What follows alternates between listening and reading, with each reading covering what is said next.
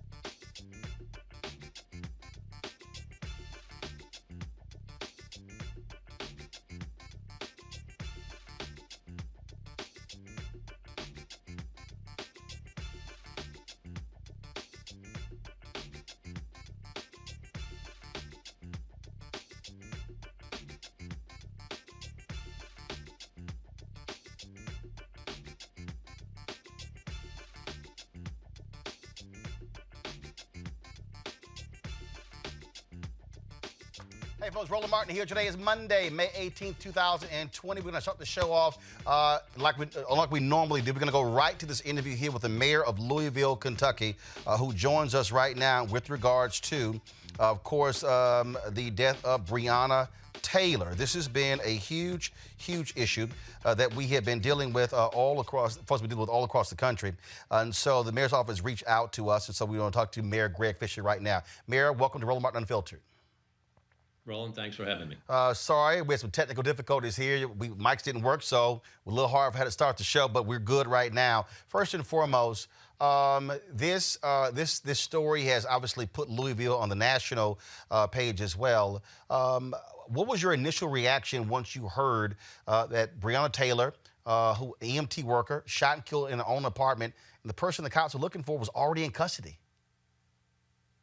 Well, the first thing I think about, I'm a father of 4 children, so I think about how I would feel in a situation like this. And Breonna was a Louisvillian. She was an EMT. She was a daughter.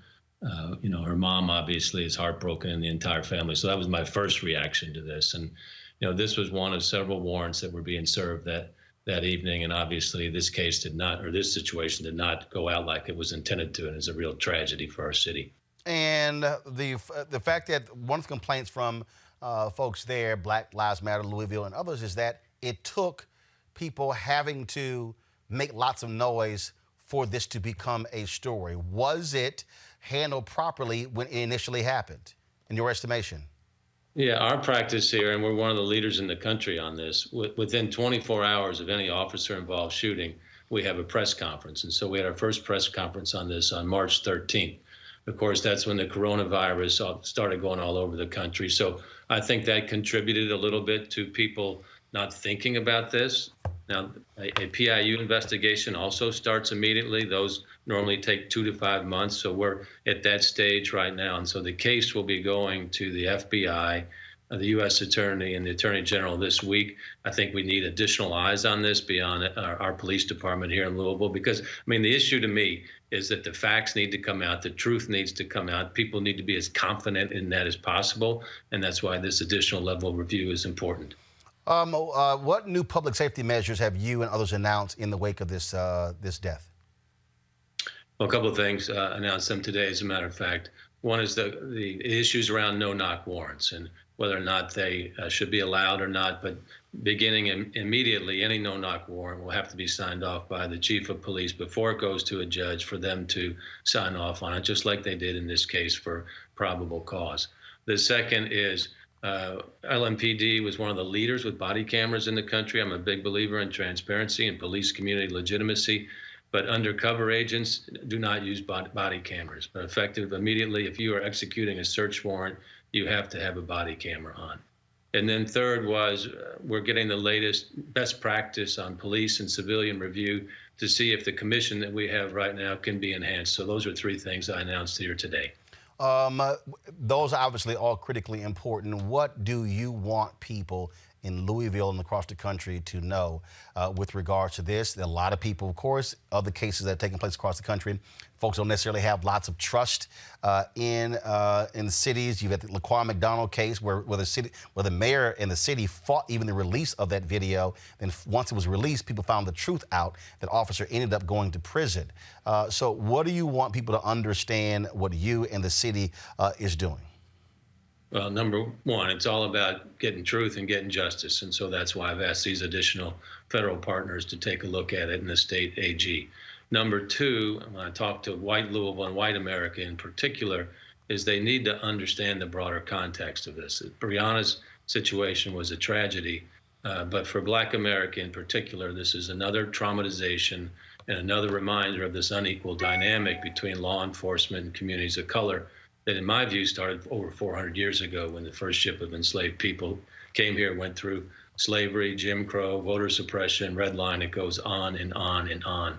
So this is bigger than just one case here, and it really calls out to this country that I hope it's been accentuated by this pandemic, Roland, that there has to be major structural systemic reform in America for everybody to feel like they've got a connection to a bright and hopeful future. And if anything can come out of this tragedy, that's my prayer. And also, last question, you're the incoming president, U.S. Conference of Mayors. I've worked with previous presidents before, of course, Mitch Landrieu, Kevin Johnson, and others. What do you hope that the U.S. Conference of Mayors will do, where these mayors are able to go back to their cities and put things in place before a tragedy happens, and also to get police departments to understand that, look, this is about their safety and the public safety, because it's called to protect and serve the public?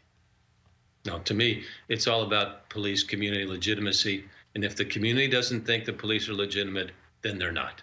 And so this is an ongoing process we've been working on for years with Lean Into Louisville and our Synergy project. So fortunately, we don't have to start from scratch on this. But U.S. Conference of Mayors is a great collection of mayors that pull all of our best practices together. My goal would be able to take this tragedy, create a new model for the country so every city could enhance their police community legitimacy. Mayor Greg Fisher, we certainly appreciate it. Thanks a lot, and we'll certainly welcome you back on the show anytime.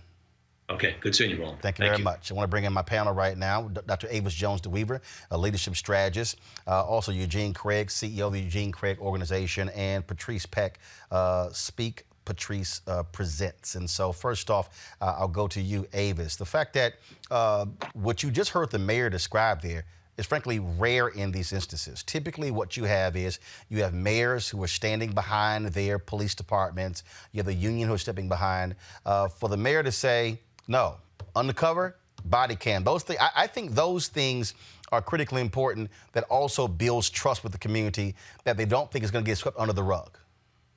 It is absolutely essential. And just as you said, this is far too rare a response and reaction. Normally, there is a little bit of, well, we'll have to see. And, definitely with a nod towards the police and the police unions, quite frankly. It's just very interesting that this mayor is really centering the citizens who elected him. Which is exactly what all mayors need to do. And now let's hope that we carry that out to the fullest extent in terms of getting justice for this unjust death and, quite frankly, murder. Eugene, again, I think what often happens with the public is that, look, you don't have that trust. You don't have it in police departments all across the country. The places where you have not seen major flare-ups is where you do have police chiefs or mayors who have the kind of relationships with African-American leadership as critically important. Absolutely, absolutely. And what people have to understand is that in this country, all these incidences are compounded on the backs of centuries of negative situations with the police. And the mayors that get it right, the police chiefs that get it right, they get it right because they're in the community. They get it right because they have the relationships built. They get it right because they establish trust above everything else. In places where you see that, you see flare-ups and you see, protests and demonstrations, it's because, the lack of trust is reinforced by actions and activities by the police department. Patrice, when you hear the mayor say they need another set of eyes, that is important. Oftentimes what happens is you have police and city leaders who fight the state or the feds coming in to look into their department and their practices. This, to me, is what should happen, where you have leadership who says, you know what, we're too close to this. We need somebody else who can give an honest, unvarnished opinion. Yeah. Well, you know, I'm a journalist, and I'm here today because I launched Coronavirus News for Black Folks. It's a newsletter centering on the coronavirus and how it directly impacts the Black community. And so part of what I've been doing is just going across all the different publications and just gathering different news stories. However, of course, I come across, you know, Ahmaud Arbery and Breonna Taylor, and I noticed that stories like these were getting buried because the pandemic was the #1 news topic. However, this directly applies to our communities. And so it was very, you know, just another example of how the Black community right now, we're not only facing one pandemic, we're not only facing the coronavirus pandemic, we're also continuing to face, you know, police brutality and police violence, among many other things. Well, and the reality, Avis, these stories have gotten buried because coronavirus is the dominant story. When you've got more than 90,000 people who have died thus far, it's as if cable news can't cover more than one story at a time. We certainly can cover more than one story at a time, but that's sort of how this news system works. Same thing, I think, when we look at the Ahmaud Arbery case as well, Avis. Absolutely. And unfortunately, too often, the quote unquote mainstream media sidelines those issues that are critically important to the African American community. And that's why independent platforms like this is so important, because we don't have to wait for other people to cover those news and those issues that are important to us. We can cover it ourselves on our own platforms, but it's certainly good that we continue this push and push it up and push it out louder. Because until we get to a point where we uncover and make very plain everything that's going on in terms of the brutality that we face in many of these cities, oftentimes those localities will just let these issues continue to be swept under the rug, and there is absolutely zero chance at justice. At least when we raise a loud voice, we can take a closer look and encourage others to take a closer look and hopefully be able to get that justice that had thus far been denied. Eugene. Sorry, I was muted. I agree 100% with Avis. Look, I mean, all of this comes back to the trust. And we saw it, actually, a perfect example when in the situation in Dallas, right? You know, we saw how the police chief was able to calm things, you know, because there was a certain level of trust there. If you can, you know, compare it and contrast it to, you know, the Freddie Gray situation in Baltimore, where, you know, there has been a lack of trust for forever, and you know, you saw the uprisings that happen. Absolutely. All right, folks, the last week, the Leadership Conference on Civil and Human Rights joined with 113 other civil rights organizations in releasing a letter asking for the Department of Justice to get involved in the case of Ahmaud Arbery. Now, all kinds of different things have been happening over the weekend. New York Times actually put together this video, piecing all the information that we have together to show what actually took place. And based upon their video, Ahmaud Arbery actually was hunted down. It was a very strange video to see how they tracked all of the various movements, if you will, involving Ahmaud Arbery, what took place, where the people were at those times. So let's do this here. I'm going to try to pull it up in a second. But first, what I'm going to do is I'm going to go to Becky Monroe. She's the director of Fighting Hate and Bias Program with the Leadership Conference on Civil and Human Rights. Becky, when you look at this very issue here, in terms of what has happened, all these conflicting stories, the bottom line is this here. These 3 DAs are culpable here, especially the first 2. The fact is, they were not trying to actually pursue justice. They were operating more as the defense attorney. Now we're hearing that the police told the homeowner whose home was being built, if he had any issues, to call Gregory McMichael instead of the cops. What do you make of that new development?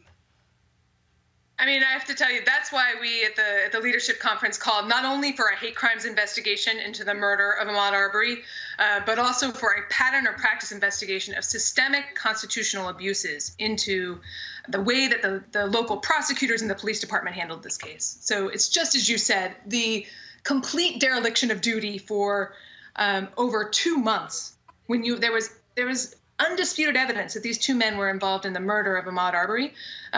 We think that, plus a long-standing, and many local advocates across Southeast Georgia have been raising these concerns for a long time about a pattern or practice of systemic constitutional abuses on the basis of race by these local prosecutors as well as the police department. So I think, as we see more and more information coming into the public domain, we feel like our call for an investigation, again, not only into the hate crime, but also into the handling of this case is well warranted. Explain to folks out there who don't understand the distinction between a hate crimes investigation and a murder investigation. So we're calling on the Department of Justice to use a number of statutes. Under the hate crime statute, we are calling on them to investigate the murder of Ahmaud Arbery under a statute that says if you target someone for a violent hate crime, in this case, when they killed Ahmaud Arbery on the basis of race, that is a violation of multiple federal statutes, including the Matthew Shepard and James Byrd Jr. Hate Crimes Prevention Act. So we are calling for an investigation of his murder against those two defendants under that statute. We are also calling for an investigation of the law enforcement agencies here. And when I say law enforcement agencies, I mean the police department as well as the local prosecutors that were involved in this case. And as you mentioned, the way that this case was handled, and we even just with the publicly available facts, the fact that for over 2 months, these two men, we had undisputed evidence that they, as you mentioned, they stalked and killed Ahmaud Arbery, were permitted to there was no warrant issued for their arrest, despite the fact they had the video. So we think that's why we're calling for an investigation under these two different statutes. All right then, Becky, we certainly appreciate it. Where can people, again, if they want to follow what the leadership conference is doing, where can they get more information? So they can come to learn more about our work at our website at www.civilrights.org. I would also encourage you, because of the extraordinary work of local advocates, the NAACP of Georgia specifically, as well as other advocates in Southeast Georgia, we know they've been leading critical work as well. But again, if you want to follow more of our work, it's www.civilrights.org. All right then, Becky Monroe, we appreciate it. Thanks a lot. Thank you very much for covering the story. All right, thank you very much, folks. This is the video the New York Times put together, constructing the final 12 minutes of Ahmaud Arbery's life. Watch this.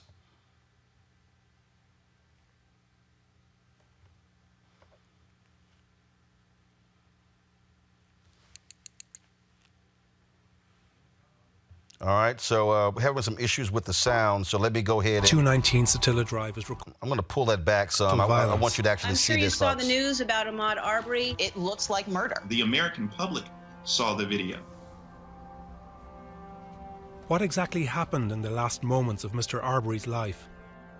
Using security camera footage, cell phone video, and 911 calls and logs, the Times has reconstructed the critical 12 minutes from when Mr. Arbery appeared on Satilla Drive to his death less than 300 yards away. It's around 1 p.m. on February 23rd when Ahmaud Arbery is out, less than 2 miles from his home. A security camera at 219 Satilla Drive is recording when Mr. Arbery enters the frame at around 1:04 p.m. He may have been jogging in the area, but he stops on the front lawn of 220 Satilla, a house being built across the street. Arbery glances around and wanders into the open construction site. Inside, security footage briefly captures him looking around. Meanwhile, outside, a neighbour walks from Jones Road towards Satilla Drive and calls 911. There's a guy in the house right now. The house under construction. 219 or 220 Satilla Drive. The neighbour waits by the street corner.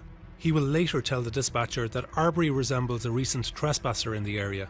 He's been caught on the camera a bunch before at night. It's kind of an ongoing thing out here. Black guy, white t-shirt. On multiple occasions before February 23rd, several trespassers were caught on camera at 220 Satilla. The owner routinely alerted the police. On 4 occasions, what appears to be the same man was filmed.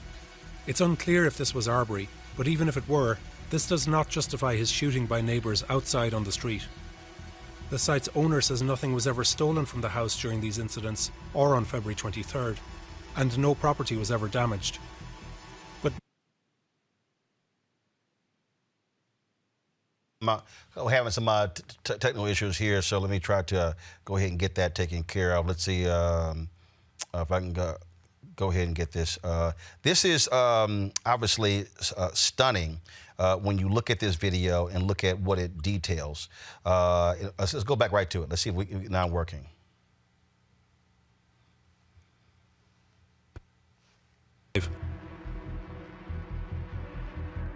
And calls 911. There's a guy in the house right now. The house under construction. 219 or 220 Satilla Drive. The neighbour waits by the street corner. He will later tell the dispatcher that Arbery resembles a recent trespasser in the area.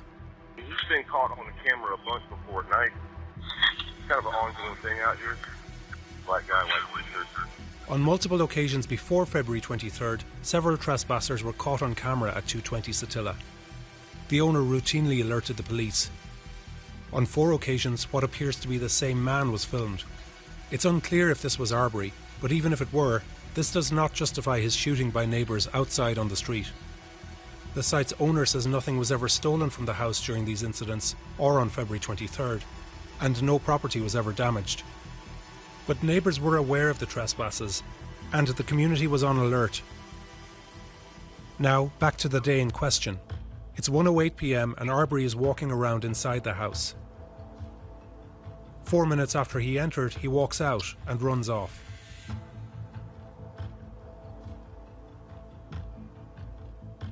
He's running right now. There he goes right now. Okay, what is he doing? Running down the street. In the top corner of the security footage, we can see down the street to 230 Satilla, the home of Travis McMichael. At 1:10 p.m, Travis and his father Gregory grab their guns, jump in a white truck and leave the house to pursue Mr. Arbery. We don't have footage showing the next 3 minutes, but testimony Gregory McMichael gave police at the scene and interviews by another witness, Roddy Bryan, indicate what happened. Gregory and Travis McMichael follow Arbery onto Burford Road. Their neighbour, Roddy Bryan, sees the pursuit, gets in his car and follows. The McMichaels try to cut Arbery off. Arbery doubles back and passes them. Bryan tries to block Arbery, but Arbery runs past him and toward Holmes Road. Gregory McMichael climbs from the cab to the bed of the truck, armed with a handgun. We don't know exactly what happens next, but Bryan and the McMichaels end up following Arbery on Holmes Road, and we next see Arbery at 1:14 p.m. running back down Holmes Road, away from Roddy Bryan and towards the McMichaels. Roddy Bryan is filming, and a warning, these scenes are distressing. Gregory McMichael dials 911 at this time. 911, what's the address of your emergency? I'm out here at Satilla Shores. There's a black male running down the street. Satilla, where at Satilla Shores? I don't know what street we're on. Here, stop right there! Is it? Stop! Travis! Sir, hello, sir.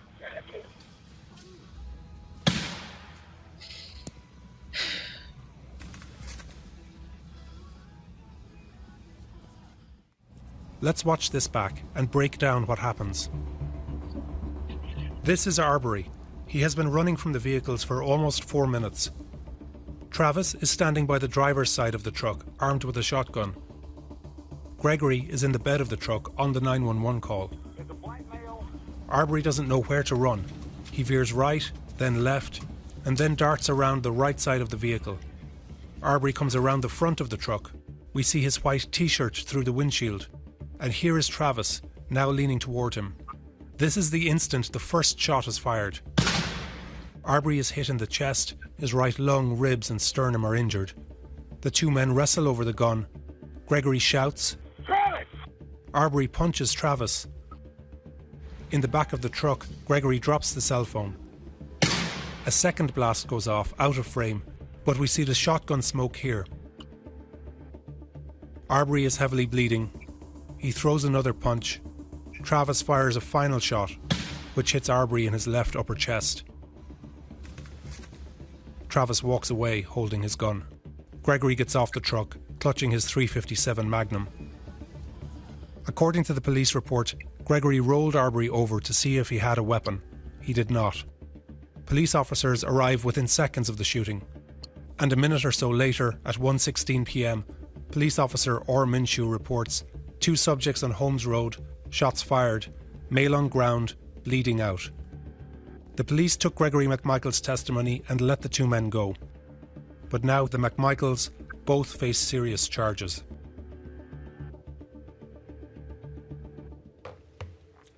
Again, that was a video report that was put together by the New York Times. It is certainly stunning to watch. Not only that, I was looking today at this story in the New York Post where, talk about gruesome, the daughter of one of them, here's the post right here, folks. This is unbelievable. Let me pull it up. Give me just 1 second. The sister of Lindsay McMichael, okay? She's the sister of Travis McMichael. She actually posted a photo of a dead Ahmaud Arbery on her Snapchat page. This is a story of the New York Post. This is what she said, Lindsay McMichael. I had no nefarious or malicious intent when I posted that picture, she told The Sun. The thing is, I'm a huge fan of true crime. I listen to 4 or 5 podcasts a week. I'm constantly watching that sort of thing. It was more of a holy shit, I can't believe this has happened. It was absolutely poor judgment. And of course, the Arbery family, first of all, Lee Merritt, family attorney, calls it deeply disturbing. I'm sorry, Eugene, Patrice, and Avis. You post the photo of Ahmaud Arbery right after it happens because you're a true crime fan? It's a indicator of the dehumanization that that was exhibited in this entire deadly and disturbing and, quite frankly, demonic episode. The fact that he was chased and tormented and was trying to run for his life for like 5 minutes and then was trapped by these 2 unlawful pursuers, to say the minimal thing, before he was murdered in cold blood, only to be completely, have those 2 murderers go home that night is astounding. So the fact that that happened, to have the sister of the murderer then show his dead body, and I'm also wondering, where did she get the picture from? Like, who took the picture? Was this a trophy that someone shot to be able to gloat over afterward? There really is there are no words for how inhuman that is. And as the mother of a 24-year-old, beautiful, brilliant, Black young man, it absolutely infuriates me because I see that and I know it could have been my child.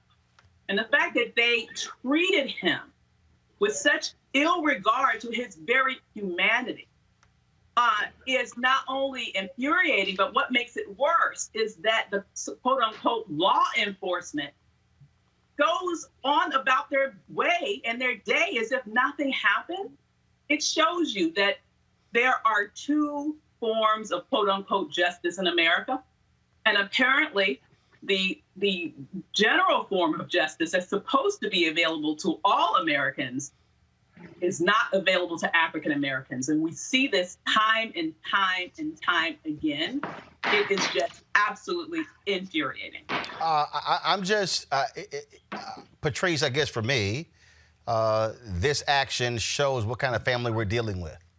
That you would go to the scene, take a picture of this man's body, and you would go, I'm going to post it to Snapchat.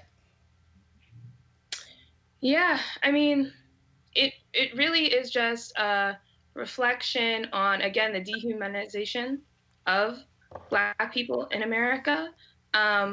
It's really interesting the role that social media has played in this whole incident. As we mentioned earlier, it really seems that actions have been taken only because that video was leaked and because, honestly, Black Twitter had such a huge backlash and called for action to be taken against the two men and for a deeper investigation to happen. And now that this Snapchat photo comes out, it's just yet another example of how, in today's modern day with social media and, our digital devices, that the Black community, we're able to have more grounds to call for this action. And it's unfortunate that these sort of things need to happen in order for action to be taken. But, I think it says a lot. Look, I think in the case here, what you saw, this reconstruction, Eugene, this reconstruction by the New York Times is critically important because it exposes all of the lives of the people involved. And in fact, the man who actually shot the cell phone video who was trailing, and the crazy thing is, Gregory McMichael leaked the video thinking it was going to help him. Yeah. The crazy thing is, those DAs were already helping him. Yeah. So so let's just be clear. Thank goodness he leaked it, because that video is what led to his arrest. Mm-hmm. Mm-hmm. If that video does not get leaked, Gregory McMichael and Travis McMichael are not in jail. Mm-hmm. I agree 100% with you. Without the video, you don't get the outrage. To the original point, homegirl had an oh shit moment. She thought that she was, sharing this being cute, X, Y, and Z. Got caught, got exposed, and now it's, let me reach and try to create some false narrative of why I did it. There's no true crime fan that would, think it's cool or cute or anything to share a photo like that. Secondly, I agree 100% with you. Without that video getting leaked, we aren't here having this conversation right now. Point blank, period. Well, it is absolutely stunning, that we're dealing with this, and the crazy thing to me, again, to this whole deal, is the fact that if the video doesn't get released, these DAs covered up for the McMichaels. Now we're hearing some cops say, oh, don't call us, call Gregory McMichael. Other cops testified. Other cops, the Glen Allen Police Department cops, said that they said, according to two commissioners, oh, we want to arrest them on the spot, but the DA said don't. I mean, this is what we call small town justice. It is corrupt. Mm-hmm. It is a cover up. You do not have an effort to seek justice. And this is what Black people are always saying, that we got to raise hell, yell, kick, and scream in order to actually get justice. And that's the case here. And so, and in fact, the DA, the second DA, George Barnwell, who constructed this whole narrative, that narrative actually is going to be used in court and could very well help them. So I don't know what's going on there. I'm getting lots of feedback, guys, from one of you. So please, I don't know what all that noise. We're getting lots of feedback, so let's check into that. Let's go to folks. He's the co-founder for the Center for Policing Equity. He's the co-founder and CEO, Dr. Philip Atiba Goff. And let me know when Goff is actually on, folks. Because what we're also seeing here is that you look at both of these cases, Breonna Taylor and Ahmaud Arbery, in terms of how police are responding to the public. In the case of Breonna Taylor, lawsuit had to be filed in order for more information to come out. Story then goes national. Pressure being put on. Ahmaud Arbery, New York Times has a story. We cover it. The family is pushing. Finally, the video gets leaked, and you have this response here. What people need to understand, I want to go to Dr. Goff here, is that the real issue here is that the public simply does not have the trust necessary that police are going to properly investigate their own when they are doing wrongdoing. Well, Roland, that's unfortunately exactly right.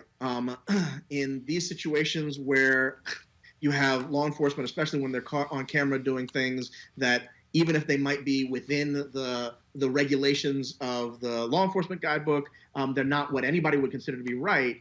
If you haven't built up the public trust, then you can't be trusted by the public to then decide whether or not you've done right, you've done wrong. The public is seeing something that they feel like is outside of their values, and the public doesn't trust you to then share their values. I gotta say, it's also really important that we understand this is the seed of where compliance with the law comes from. Right? You can't have compliance with the law if you don't have trust in it. It doesn't begin with fear of it. It begins with trust in it. Well, it is still mind-boggling in that now we have the conflicting stories in the Mount Arbery case. Some cops say, well, we wanted to arrest on the scene, DA wouldn't allow it. Now we're hearing there are text messages between police officers and the owner saying, hey, you got any problems with your house, don't call us, call Gregory McMichael. That explains a whole lot. They saw Gregory McMichael as an extension of the police department, as a law enforcement officer, which for him gave him the right to say, I can pursue who the hell I want to, grab our guns, let's go get him. Yeah, and you have this complicated history where, the elder McMichael here, because you have a father and son, is retired law enforcement and had spent time in the DA's office.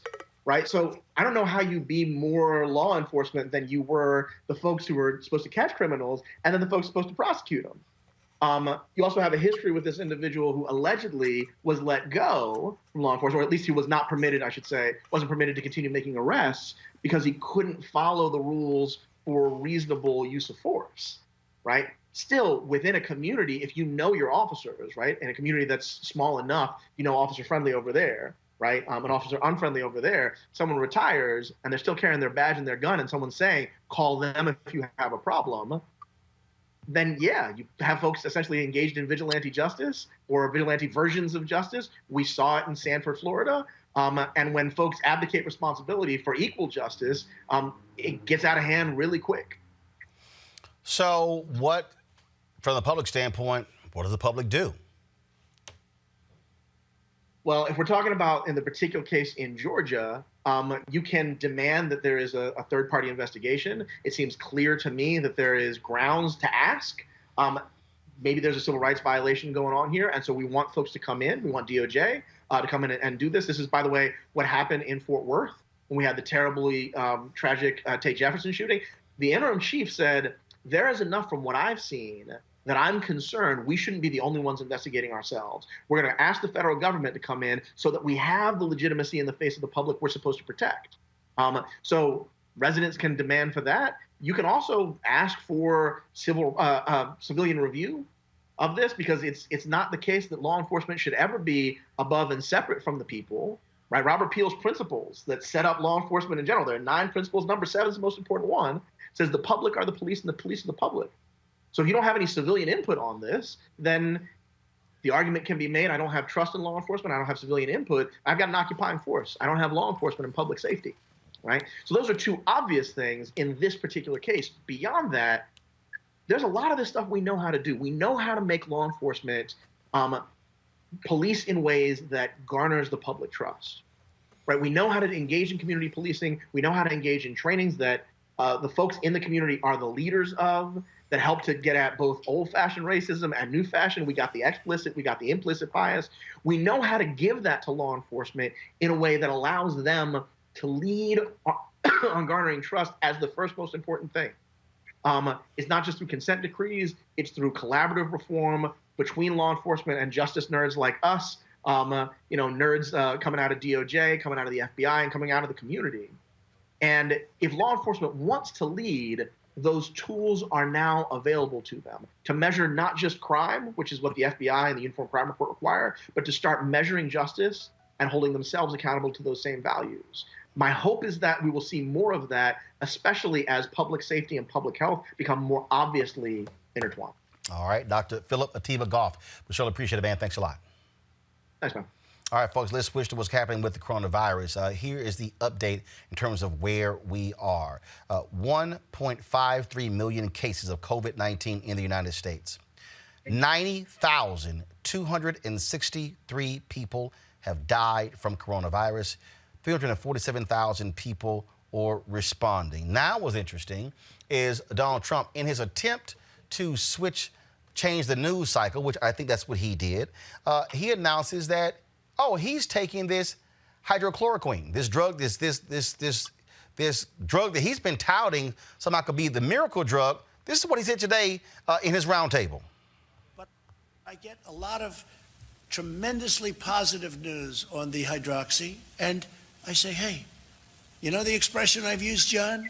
What do you have to lose? Okay, what do you have to lose? So I have been taking it for about a week and a half. Every day? At some point, every day. I take a pill every day. At some point, I'll stop. What I'd like to do is I'd like to have the cure and/or the vaccine, and that'll happen, I think, very soon. And you've had no symptoms, sir? Zero symptoms. No, I haven't had any. No, I test every couple of days. They want to test me, for obvious reasons. I mean, I am the president, so they want to test me. I don't want to be tested, but they want to test me. So every couple of days I get tested, and I've shown always negative, right? Negative. Is that the term you use for this, right? Negative. Totally negative. No symptoms, no nothing. But no, I take it because I think I hear very good things. Again, you have to go to frontline workers. Many frontline workers take it, and they seem to be doing very well. First of all, let me just cut to the chase why what you just heard is bullshit. Okay?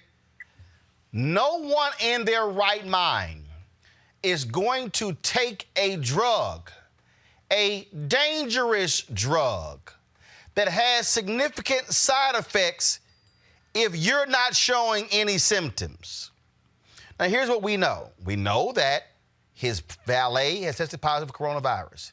We know that Katie Miller, Pence's press secretary, has tested positive for coronavirus. She's married to Stephen Miller, his one of his top domestic policy aides. If y'all actually trying to get me to believe that, he's taking it, no. This is Donald Trump trying to move the conversation. Here's a video of Dr. Rob Davidson, who posted this video on Twitter soon after this announcement. Listen. Hey, it's Dr. Rob here. Just heard that President Trump announced today that he has been taking hydroxychloroquine to prevent COVID-19. And if everything else we know about President Trump hasn't proven to you that he does not understand medicine or healthcare, and certainly doesn't have your best interests at heart, this statement and the fact that he's taking this drug should be everything you need to know.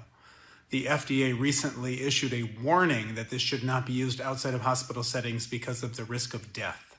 We know that patients with lupus depend on hydroxychloroquine, and when President Trump was touting it in March, that they ran into shortages. Now, if someone on lupus who takes it all the time runs out of this drug, they can suffer from kidney failure and life-threatening blood clots. And so President Trump is not only putting those people at risk by touting this drug again, announcing that he's taking this drug against the advice of doctors, against his own White House doctor advice.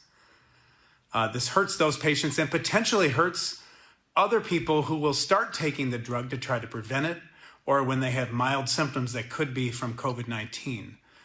Recently, we know there's evidence popping up that there are increased deaths with hydroxychloroquine. And we know that there is no evidence that this drug works, none. The study, quote, study out of France was completely flawed. Any data that has existed has been debunked. We want it to work. We want something that works, but we know that hydroxychloroquine isn't it, at least not yet. And the president is being reckless in his announcing that he's taking it, and in taking it in the first place, we in the healthcare field need to come out with one voice against the use of this drug, against the advice of this president, knowing that he is going to put more people in harm's way. Be safe out there. Please stay home. Please observe social distancing and wear masks when you're in public. And above all, listen to healthcare experts, not the president. Eugene, he's lying. Eugene, you cannot convince me that the FDA issued that warning and his doctors would allow him to take this drug. He's lying. What he is doing is trying to get the folks off the focus, the fact that 90,000 people have died, and we may very well hit 100. CDC is saying we're going to hit 100,000 by June 1st. We may hit 100,000 by Friday. Yes. So the thing is this, right? He's either lying about one or two things. He's either lying about taking the drug, or he's lying about either contracting COVID-19 or one of the other reasons that this drug is administered and applied. But the fact does remain that no credible, credited, licensed health professional will just let him willy-nilly take this drug like he's taking a daily multivitamin. This drug is not some kind of preventative panacea against coronavirus. It's a very dangerous drug. It's a drug that has very dangerous side effects. And, for somebody to be the president of the United States, you would want to think, especially of his age and the risk categories that he falls well within, that you want to think that he would want to avoid any kind of risk that could put his life at risk and our country at risk. Avis, you really think a doctor, a White House doctor, is going to let a 73-year-old man who's sitting in the office of President of the United States take a drug that they have said do not administer unless you're in a hospital? We know he's playing people. He's playing them, and he knows it, because here's what we also know. When he went to the doctor in December, they have not been honest about his health reports. We know that. They have not been honest about his medical records. And so, okay, you want us to believe that? Bring the White House physician, have them stand in front of the media and answer questions for 2 hours with regards to this process. How long is he taking it? How often is he taking it? What's the dosage? All of that. I think Donald Trump is lying again. Absolutely. That, or where the heck is the war on drugs when we really need it? Because this is supposed to only be available via prescription. And so if he has not gotten a prescription, how did he get the drug, right? He would have only gotten it illegally, which means that he's a drug user and needs to be in jail, number one. Number two, I think that but I do believe that it's a lie, number two. And I think it's a lie because this is his constant pattern of deflecting. However, I think he's deflecting not just from the, apparent numbers that we just saw, over 1.5 million people infected that we know of, given the paltry amount of testing that we have in this country. Over 90,000 people dead that we know of, because we only can count those people who were tested and positively as having died from that disease, right? I think he's also looking to deflect from the fact that we just had his whistleblower testify, his latest whistleblower, he's had so many, his latest whistleblower testified in front of Congress last week and then just last night on 60 Minutes. And one of the things that this whistleblower blew his whistle about was the dangerous nature of this specific drug and the fact that this administration was spending so much money to stockpile it when there was no evidence that it had any sort of relationship to actually being able to cure or help this disease at all. In fact, he was arguing that basically this administration's main priority was to put money into the pockets of their corporate friends. And this was just one example of it.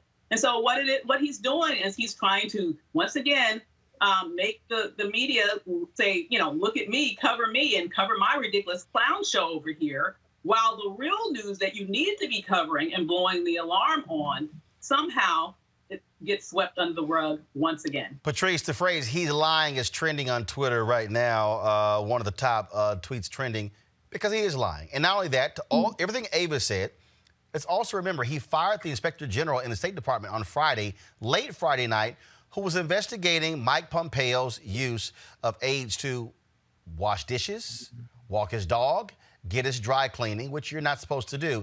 That's what's going on here. No doubt about it.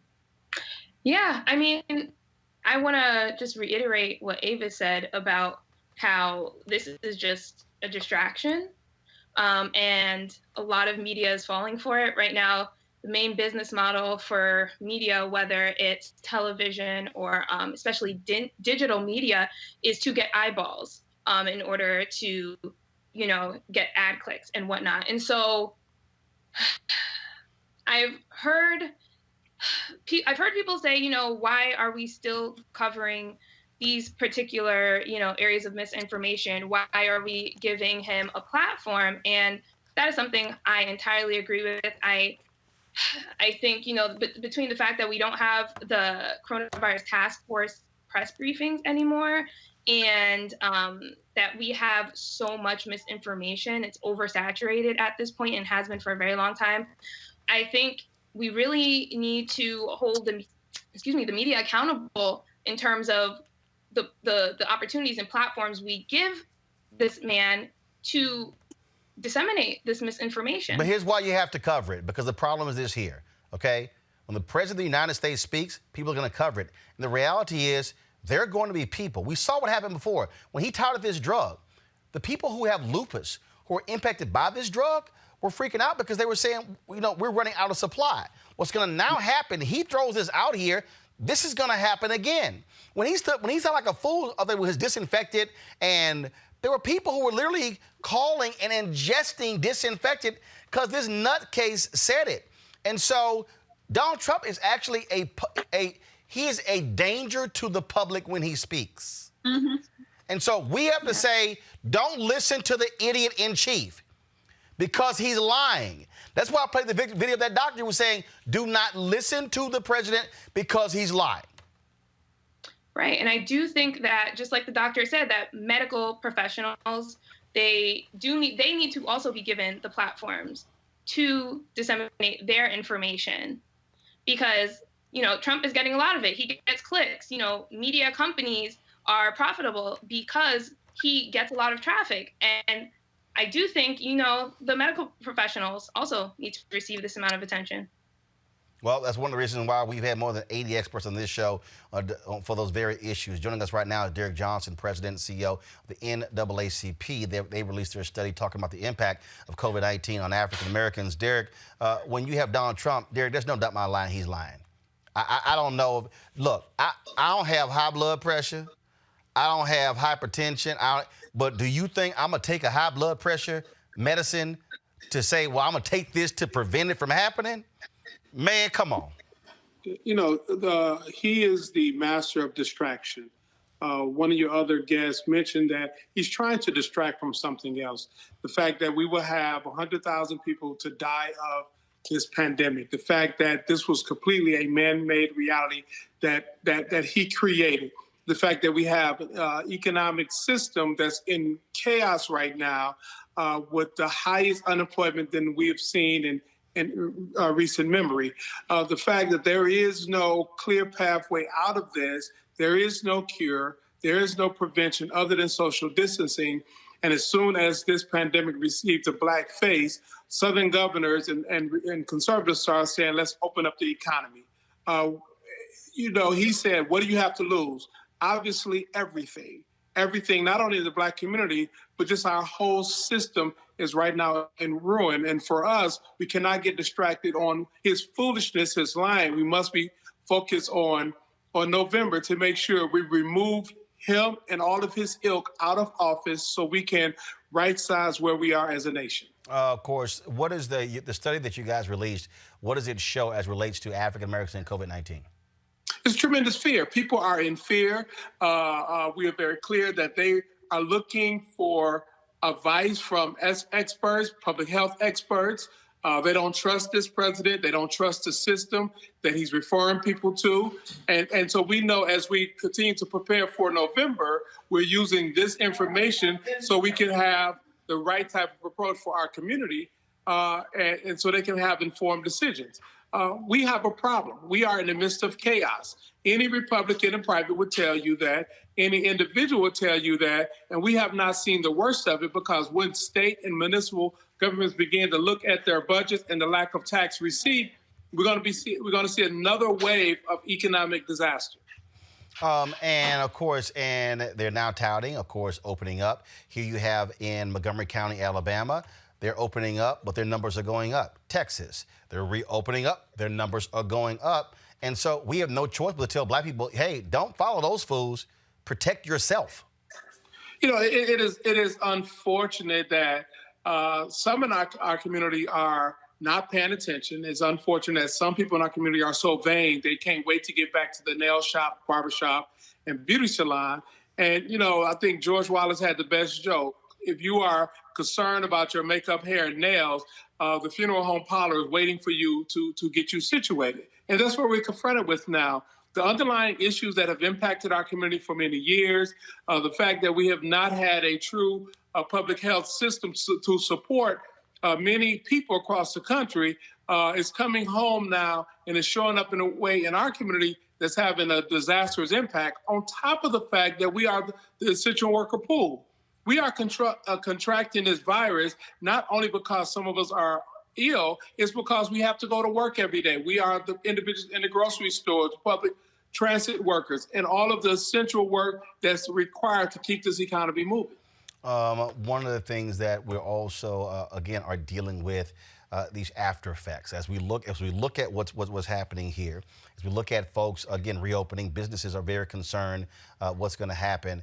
We're also dealing with these people who are acting a complete fool and how they are berating and treating essential workers. I've seen a number of videos of white folks just losing their mind, but not just that. It was a brother who had a machete who went after a couple of people mad about the lockup as well. And so beyond the coronavirus, you got these people who are just acting a complete fool and who are verbally, in some cases physically, attacking people who are just trying to do their job.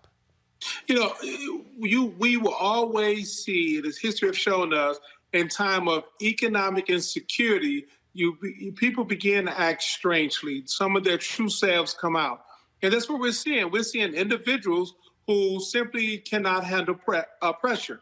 For African Americans, we understand how, trouble don't last always. That's one of the spirituals of many of us saw growing up. And so we're going to see our way through this. But for others, this type of economic instability, this kind of public health period, create a level of foolishness that's dangerous not only to our community, but to the stability of this nation. Derek Johnson, President, CEO of the NAACP, we certainly appreciate it. Thanks a lot. Roland, yep. Encouraging people to sign up. We got to focus on November. We are done dying. It's a hashtag that we are rolling with. We need volunteers in the target areas, because if we increase Black voter turnout by 1 to 3% in our target areas, we will guarantee that we remove this cancer out of the White House and begin to address these systemic problems that confront us. Continue to do what you do. Thank you for having me. I appreciate it, and I agree 100%. Thanks a lot. Folks, got to go to a break. When we come back, we'll talk to Reverend Dr. William J. Barber about the Poor People's Campaign, how they are trying to keep people to stay inside and stay alive. Also, The Last Dance, the ESPN 10-part documentary detailing the Chicago Bulls' final season, finished airing last night. We will talk with Kerry Champion, David Aldridge, as well as Mark Jones, three folks who were there on the inside covering what took place in Michael Jordan's run, especially the case of David and Mark Jones. So looking forward to that conversation. Plus, Fit, Live, Win Monday. Got of course, Doc on helping you out when it comes to fitness tips. A whole lot more to do right here on Roland Martin Unfiltered. Back in a moment. You want to support Roland Martin Unfiltered? Be sure to join our Bring the Funk fan club. Every dollar that you give to us supports our daily digital show. There's only one daily digital show out here that keeps it black and keep it real as Roland Martin Unfiltered. Support the Roland Martin Unfiltered daily digital show by going to RolandMartinUnfiltered.com. Our goal is to get 20,000 of our fans contributing $50 each for the whole year. You can make this possible. RolandMartinUnfiltered.com. All right, folks, the Poor People's Campaign, they're urging resistance, y'all, or non-cooperation with state plans, calling for the reopening of the economy just weeks after the coronavirus. We've had this lockdown. Now, here's a new slogan of the Poor People's Campaign. It is called Stay in Place, Stay Alive, Organize, and Don't Believe the Lies. At the moment, we're going to talk to Reverend Dr. William J. Barber, of course, with repairs of the breach as they're working on the Poor People's Campaign. This really is important to Avis because, as I was just talking about with Derek Johnson there, this is about our lives, our safety. And you have these people. In fact, there was a Washington Post story that was done where this one guy said, white guy, he says, well, if you look at the areas and the demographics, I'm not concerned about getting coronavirus. He basically saying, Black folks are largely getting this. I'm good. Absolutely. And quite frankly, I don't think he's the only one who feels that way. It's just very interesting to me to see how a lot of these, quite frankly, these red states have been addressing this issue. States where they are experiencing a huge concentration of disproportionate impact of this disease or this virus on the Black community specifically, as well as on brown communities. And it seems to me that those states especially were super duper quick to want to open up, places like Georgia, places like Florida. And, I just have, I personally believe that that has a lot to do with it. I really believe that people are looking at the numbers and seeing how we were disproportionately impacted. I think a lot has to do with the fact that we are those people who do serve in these high risk essential occupations that pay little or nothing. And so we are bearing this brunt of this particular plague right now.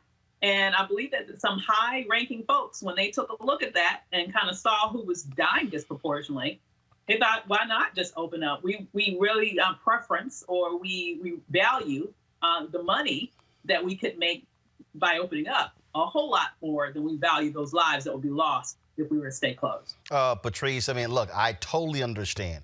Folks have to get back to work. We are essential business. We've actually been working throughout this entire deal. But the reality is this: if you are a business owner and you can't guarantee the safety of your people and you don't have things in place, even when dealing with the customers, you're putting the lives of your employees, the lives of your employees' families on the line.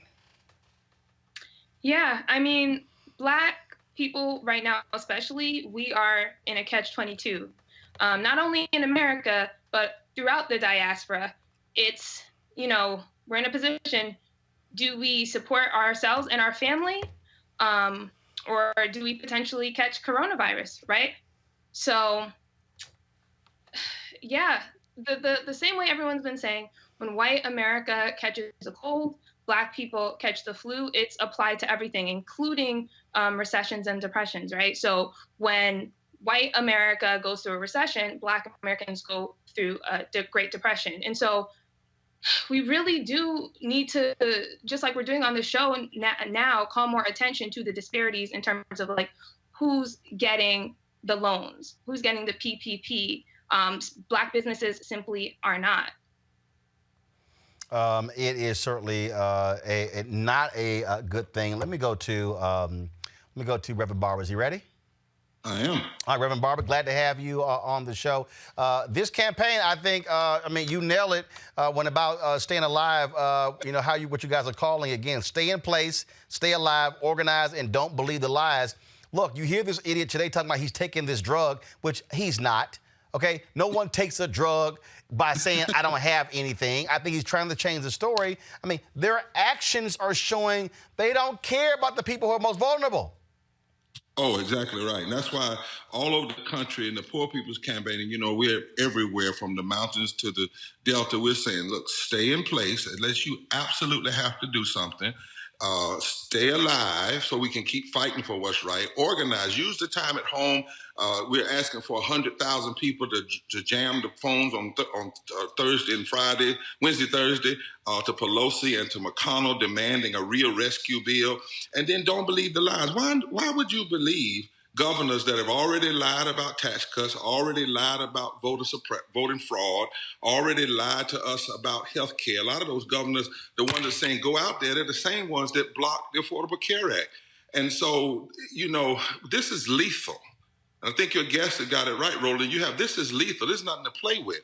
And what we know is we have a study now we're looking also at zip codes and income, not just race. Because see, the other side of this is Black people dying in high percentages, but then it's poor Black and low wealth people. And we're also finding the case up in some of the way back up in the mountains, poor white folk who don't have access to health care, who have pre-existing conditions because of those things.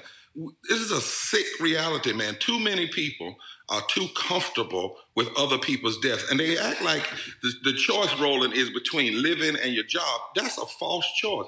What we should do is open up right. If you're going to open up right. Everybody have health care. Everybody have the masks they need. Everybody have the tests they need. Everybody have the sick leave they need. Everybody have the things they need. We could do that.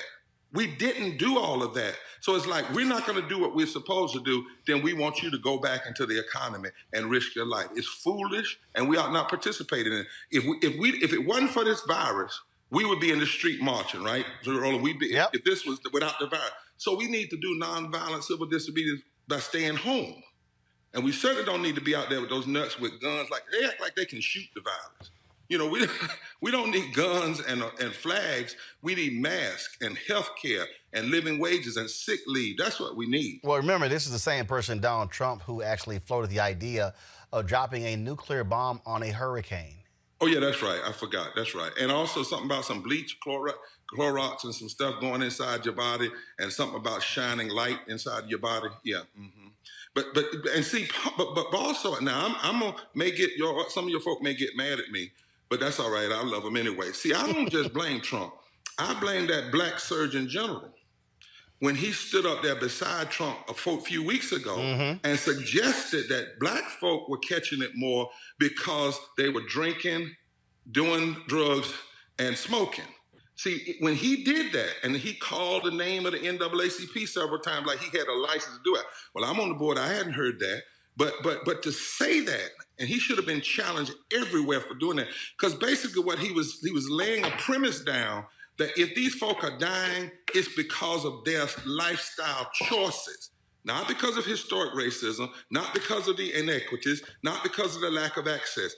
Therefore, that's setting up a paradigm that, it's the folk that do that are dying. And that's those folk over there. And if we are not doing that, we're okay. That's old, Roland. That's a theme that's been used for years. We tried that with diphtheria. They blamed that on the Chinese folk. The swine flu, Woodrow Wilson blamed that on Spanish people. Cholera, they blame that on people from India. That's old, man. That has a deep, ugly history, and he should have been jacked for that by black community. But I don't care if he is black. He set up a premise. I was just reading today where the health director, he was talking to something in the group, and he was laying out the preconditions. And then the reporter challenged, I think it was Tapper who challenged him. He said, no, I'm not blaming them. I'm just saying that certain people's lifestyles make them predisposed. That's not lifestyle, it's not our race, it's racism. Absolutely. It is, it's crazy what we're seeing. But the thing that I keep saying to people is like, look, we're used to having rallies, marches, going door to door. But the reality is the same work that requires you to go door to door, you cannot pick that phone up. You can be mobilizing, organizing through social media. That's just going old school. Old school was they phone banks where they called people. Guess what? You called 20 people in your circle, your own personal phone bank. Isn't that how we organized in the old day, Roland, when we did voting, organizing? Ella Baker basically built the NAACP in the South in a phone booth with nickels. So on our campaign, if you go to our site, on poorpeoplescampaign.org, we actually lay out a whole toolkit of what you can do. We want people to help do these massive calls because we still don't have a bill. The bill is better, but how in the hell can you have a pandemic and not guarantee people health care? That's just, I don't know who it was the other day that asked the question, well, do you expect us to change the healthcare system in the middle of the pandemic? Well, didn't you change slavery in the midst of slavery? Didn't you change Social Security and labor rights in the midst of the Great Depression? Didn't we have to change Jim Crow in the midst of civil rights in the midst of Jim Crow? You change things when they need to be changed. And so we're saying call, but then we say, let's call and see who's registered to vote. Let's call and encourage people to register to vote. And then help us organize for June 2020 when we're going to have thousands upon thousands, hundreds of thousands of people, but we're going to have this mass Poor People's Assembly, Moral March on Washington, a digital gathering. And the people that are going to be lifting up their voices and showing their faces are poor and impacted people, low-income people who are saying we're sick and tired of this. We're not going to be silent anymore. We're going to present before America this group of folk that are coming together across all of the lines that separate us. And Roland, I want you to know, because you and I talk real, I have no interest in just doing a march or a gathering. That's nothing, or having a big speech. No. This is an assembly because we have done the numbers. And we have found out if you register 5 to 15% of poor and low wealth people in this country around an agenda, not a personality, but around an agenda, and then they examine candidates based on that agenda, you can fundamentally shift the political calculus across this country. And lastly, Roland, I want to mention this to you. It just came out last week in a study from Harvard that in a few months, we're going to have 13 million more people added to those uninsured. 13 million more. And 40% of the people that make under $40,000 are losing their jobs. And we're going to have an exponential number of increase, what we call the new poor. So as we move into the political season, poor and low income people are going to be the base that we must organize to expand the electorate. And that's real. And that's why we got to do it from Alabama to Appalachia. Reverend Dr. William J. Barber, we surely appreciate it. Thanks a lot. God bless you, man. Take care. All right. Thank you very much. Final comment from you, Avis and Patrice. At the end of the day, mobilizing, organizing is the same, whether you do it on social media, whether you do it door-to-door, whether you do it by phone. Bottom line, it has to happen. And the only way to beat Trump is you have to out-mobilize, out-organize, and out-vote the opposition. Patrice first, then Avis. Yeah, I agree. We have the platform, like I said earlier, we have social media. We have the opportunity to digitally mobilize. I will say I think it's important and more effective to raise awareness through, sharing factual information as opposed to, shaming some of us within the Black community. I think that's very important, especially with the younger generation. But yeah, I agree. We are stronger in numbers. We always historically have been. So now's the time to mobilize, and we can't do it in person because we are a vulnerable, group and community right now with the pandemic going on, but it's definitely important for us to do so digitally. Avis. Absolutely. And there is no demographic, I believe, that's more digitally savvy than the Black community. I mean, what would Twitter be without Black Twitter, for example? I mean, we understand how to mobilize online. And right now, if ever there was a time to mobilize as if your life depended on it, it's now, because literally it is. We have to move every stone possible to make sure that this homicidal megalomaniac is voted out of office come November 3rd. All right, then. Avis DeWeber, Patrice, we sure appreciate it. Thanks a lot. Thank you. Folks, going to a break. We come back. The Last Dance, ESPN's 10-part documentary on the Chicago Bulls and Michael Jordan. We'll talk with 3 sports journalists who were there watching as it developed, getting their thoughts about the doc, but also settling some of these issues that are revolved around Jordan's activism, whether or not he was a bully, and did he push folks too hard. We're going to talk about it. Kerry Champion, David Aldridge, Mark Jones of ESPN. Up next on Roland Martin Unfiltered. You want to support Roland Martin Unfiltered? Be sure to join our Bring the Funk fan club. Every dollar that you give to us supports our daily digital show. There's only one daily digital show out here that keeps it black and keep it real as Roland Martin Unfiltered. Support the Roland Martin Unfiltered daily digital show by going to RolandMartinUnfiltered.com. Our goal is to get 20,000 of our fans contributing $50 each for the whole year. You can make this possible. RolandMartinUnfiltered.com. All right, so a lot of y'all are always asking me about some of the pocket squares that I wear. Now, Robert don't have one on. Nope. Now, I don't particularly like the white pocket squares. I don't like even the silk ones. And so I was reading GQ magazine a number of years ago, and I saw this guy who had this pocket square here, and it looks like a flower. This is called a shibori pocket square. This is how the Japanese manipulate the fabric to create this sort of flower effect. So I'm going to take it out and then place it in my hand so you see what it looks like. And I said, man, this is pretty cool. And so I tracked down, it took me a year to find a company that did it. And so they make these about 47 different colors. And so I love them because, again, as men, we don't have many accessories to wear, so we don't have many options. And so this is really a pretty cool pocket square. And what I love about this here is you saw when it's in the pocket, it gives you that flower effect like that. But if I wanted to also, unlike other, because if I flip it and turn it over, it actually gives me a different type of texture. And so therefore it gives me a different look. So there you go. So if you actually want to get one of these Shibori pocket squares, we have them in 47 different colors. All you got to do is go to RolandSMartin.com/pocket squares. So it's RolandSMartin.com/pocket squares. All you got to do is go to my website, and you can actually get this. Now, for those of you who are members of our Bring the Funk fan club, there's a discount for you to get our pocket squares. That's why you also got to be a part of our Bring the Funk fan club. And so that's what we want you to do. And so it's pretty cool. So if you want to jazz your look up, you can do that. In addition, y'all see me with some of the feather pocket squares. My sister, who's a designer, she actually makes these. They're all custom made. So when you also go to the website, you can also order one of the customized feather pocket squares right there at RolandSMartin.com/pocket squares. So please do so. And of course, it goes to support the show. And again, if you're a Bring the Funk fan club member, you get a discount. This is why you should join the fan club.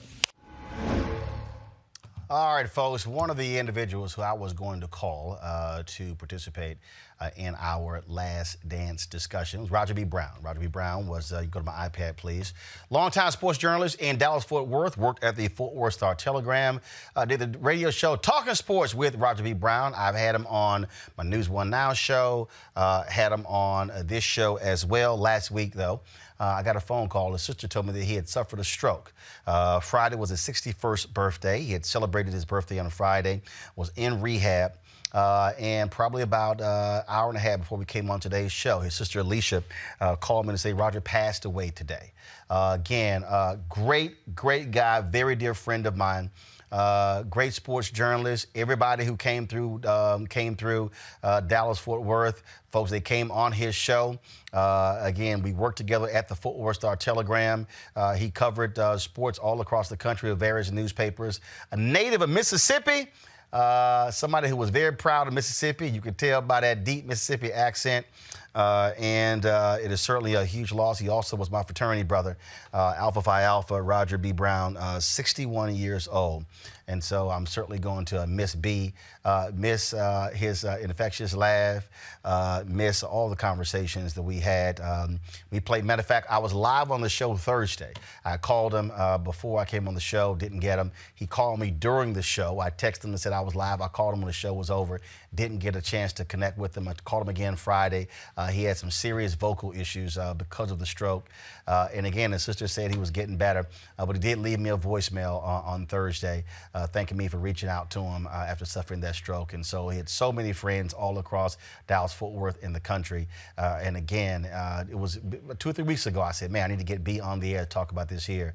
And unfortunately did not get him to do it. And so today, he passed away at the age of 61. And so certainly condolences go out to Alicia and the entire Brown family. And of course, he will be more than likely, and his son Ryland, as well, longtime girlfriend Jocelyn. So again, condolences go out to my man, Roger B. Brown.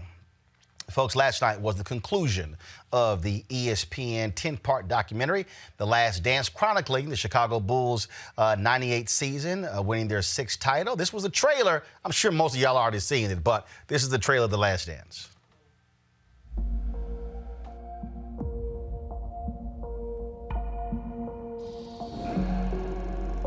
Look at that. That's waterproof color right there. That's waterproof.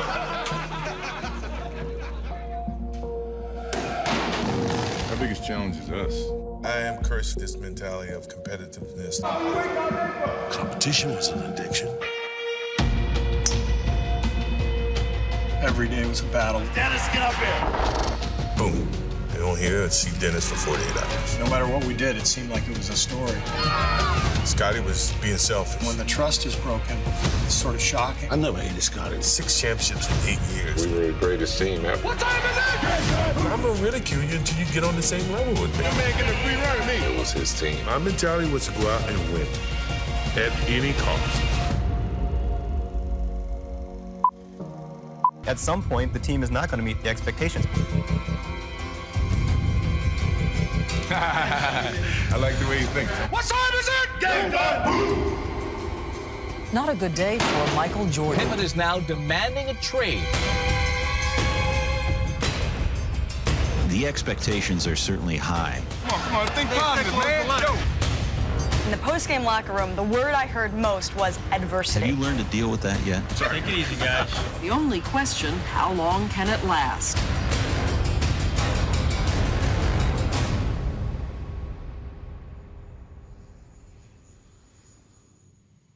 The most famous man on the planet is here.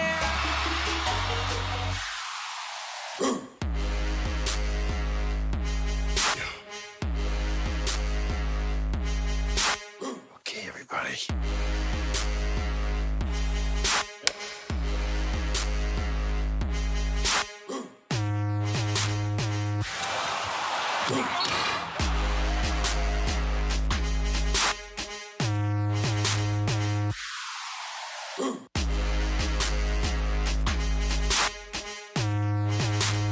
What time is it? Game time.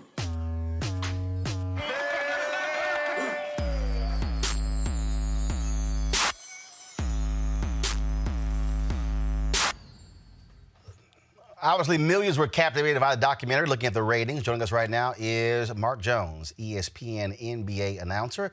David Aldridge, longtime sports journalist. Of course, he covered the rise of Michael Jordan for so many years as well. In a moment, we'll be joined by Kerry Champion, of course, formerly of ESPN. I want to start with you, David. You're in the documentary. Mark is in it. He looks the same today as he did in the 1990s. He hasn't changed a bit. That must be what happens when you live in Miami. But David, what you contributed a lot, but what did you learn watching this that you didn't know? Roland, first and foremost, let me just offer my condolences to Roger B. Brown's family. I was on Roger's show so many times. I'm so sad to hear that. Roger was a good dude. We covered the league together when he covered the Mavericks. Yep. And I covered the Bullets back when they were the Bullets back then. So Roger, just a good dude. And I'm so sad to hear that. So sincere condolences to his family. In terms of what did I learn? I mean, honestly, I don't know that I learned very much, Roland. I knew. I mean, when you're around the NBA, you hear all these stories. Was there something that in 10 parts that you went, oh, I didn't know that? Well, I forgot some stuff. That's just being old. That's just getting old. I forgot some things. Yeah. I forgot about how crazy Rodman was. And right. Just, skipping off to go to Vegas for a couple of days and then just skipping a practice during the NBA Finals. Right, that was crazy. To do a wrestling event, So I had forgotten those things. So it was just more evidence of how crazy that last season was for Michael Jordan and the Bulls and Phil Jackson and everybody, for sure. Mark, first of all, what was awesome was that they granted these cameras that much access. I mean, the reality is, it's hard to tell these stories without having that level of access. You're not recounting their memories, but to be able to have, the video of, all right, Rodman, is he coming to practice after the whole Vegas deal and all of that? I mean, it was just crazy watching it because I'm sitting there going, because again, let's be real clear. I'm born and raised in Houston. I didn't give a damn about the Bulls. Okay, so Roland wasn't following Chicago and Michael Jordan like everybody else. So it was just crazy to go, that really happened? You touched on it, Ro. It's like you said the word access. And I remember back in the early 90s, and David will probably echo this too. I remember going to the old Chicago Stadium during those finals. And Michael's locker would be one of the first ones as you went into the Bulls locker room. And you could sit there and you could chat with him and you could chop it up a little bit and find out what was on his mind for that day and before the game. And, it's when I look back now at the way we do things now a little bit in the league, it's a little bit different. But that access to that magnitude of a star in the game was really something that is phenomenal. When I look back on it now, I'm like, geez, I can't believe that we were able to just walk up on him like that. And he liked to be able to interact that way. And now it's a little bit different. Some of the players nowadays, they'll hang out in the trainer's room for the first 42 minutes of media access and come out for the last 2, and boom, that's it. But in terms of what I learned, that was one thing. And another thing probably was just what a great connector Phil Jackson was. You talked about Rodman taking off for a wrestling show in the middle of the finals and welcoming him back into the fold, and to be able to handle the different egos and personalities and do it. And Phil was so unique in the way that he did it with his. I remember Bulls players telling me about the meditation sessions they would have when Phil would turn the lights off and he would walk into the locker room with incense before practice and create the right vibe with his incense. I mean, this dude was just different, and it brought it all back. It was great to see and hear again. David, I think one of the things that I look at documentaries a little bit differently than I think a lot of other people. First of all, I'm looking at how it was crafted, how it was edited. I'm looking at camera shots, things along those lines as well. But also for me, I wasn't just also looking at this from a perspective of just, oh my God, Michael Jordan, the greatest, and this basketball talent. It was really taking what you were hearing and say, how can you apply this to other businesses and other industries? And when you hear the author of the book who talked about that Michael operated in the moment, that was a meditation type thinking in terms of how he operated. When Mark talked about Phil Jackson, how he sort of took these spiritual elements to sort of lead this whole team together. To see that over these 10 parts was just stunning, and how it worked. Well, to Mark's point, I mean, Phil was a great catalyst for that whole kind of Zen Buddhism kind of approach to living in the moment, not thinking about tomorrow, not thinking about yesterday, but concentrating on today and what you could do to be good today. And so, to me, like Roland, Michael's demands on people, to me, are no different than the demands all of our best teachers ever made on us. I remember my 8th grade English teacher because he said, this isn't good enough, David. I remember my 10th grade history teacher because he said, this isn't good enough, David. You know, and so that's what we all remember, the people that challenged us, that told us we could be better than we thought we could be. And Michael was no different from that. He was no different from a great conductor who is demanding of the 4th cello. He was no different than Duke Ellington demanding greatness from his orchestra or anybody. So that, to me, is not something that anyone should fear. You should embrace that, because if the best person at what they do for a living sees something or sees enough in you to tell you, you can be better than you are, why would you run away from that? I don't understand why you would run away from that. I would think of that as an incredible vote of confidence that they care enough about me. Jimmy Johnson, the great coach of the Cowboys, used to say, worry about me when I don't talk about you, when I don't yell at you, because that means I don't care about you anymore.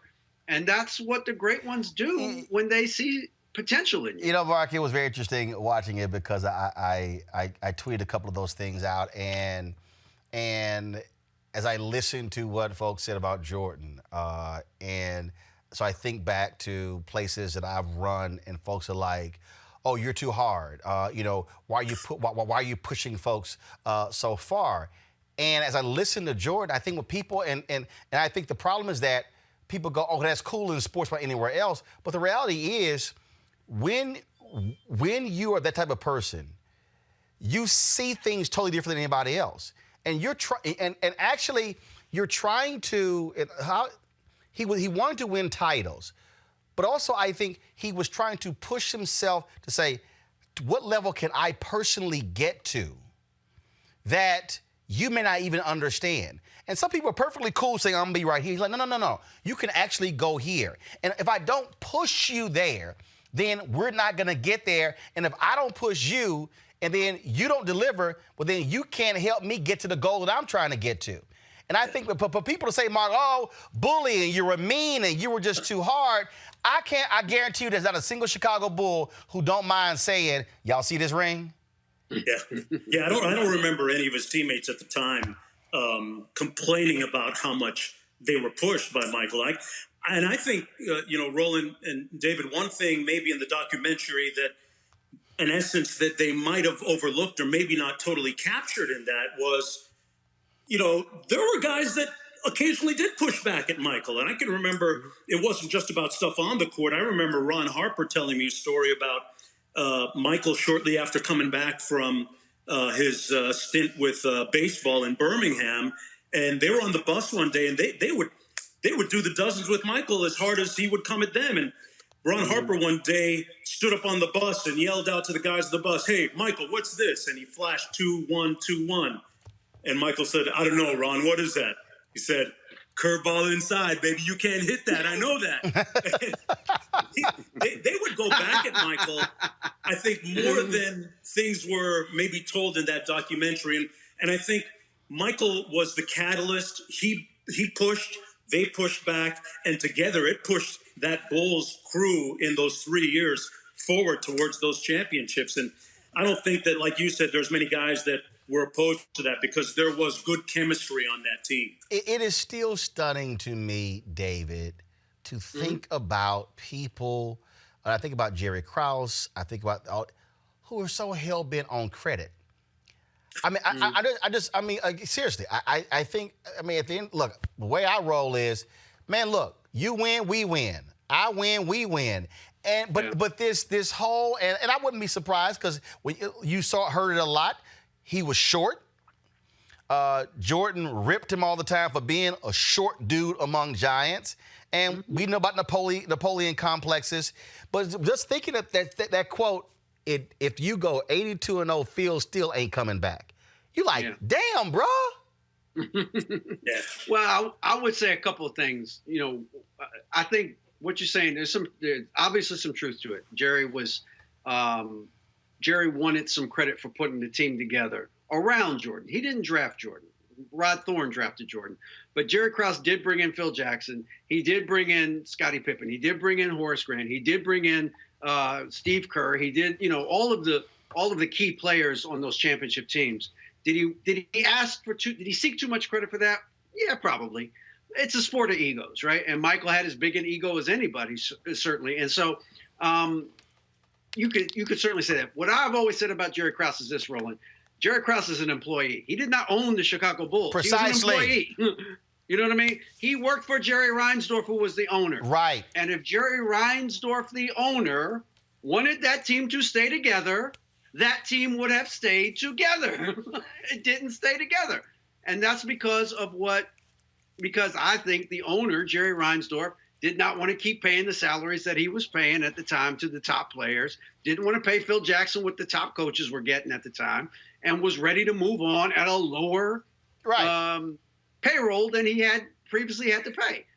I've never in 30 years of covering the NBA, I never met an owner that said, I can't do what I want to do because my general manager disagrees with me. Right. Ever.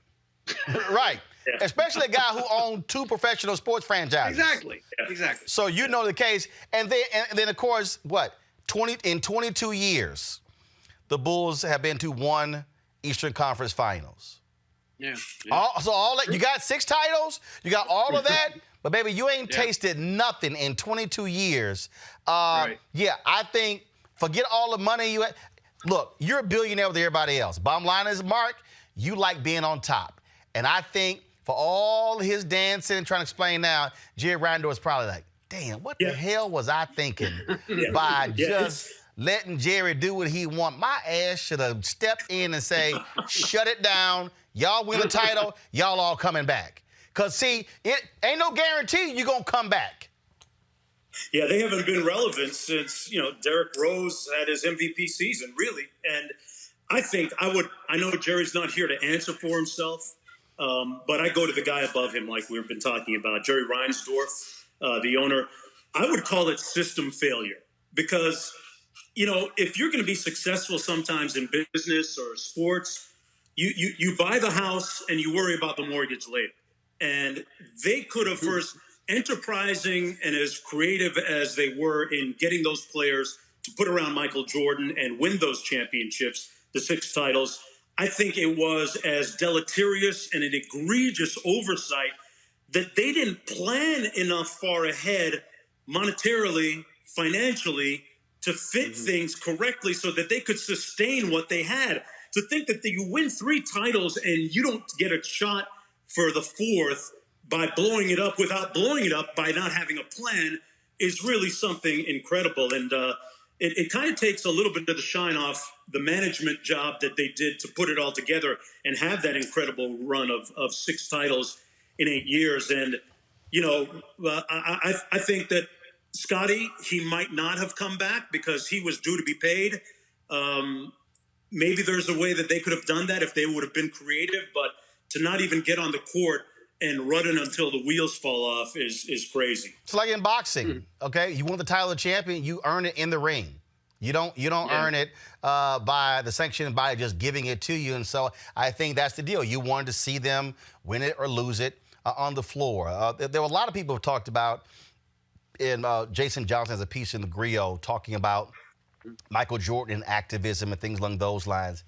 And the documentary talked about the whole shoe comment. Republicans buy shoes. He said it was a joke. People wanting Michael Jordan to do all these different things, even as it is today. But what I found to be interesting is that Craig Hodges' voice could have been very interesting in this documentary, and it wasn't.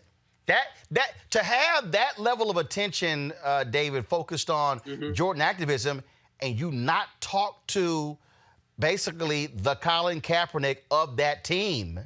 Yeah. I think was a missing ingredient.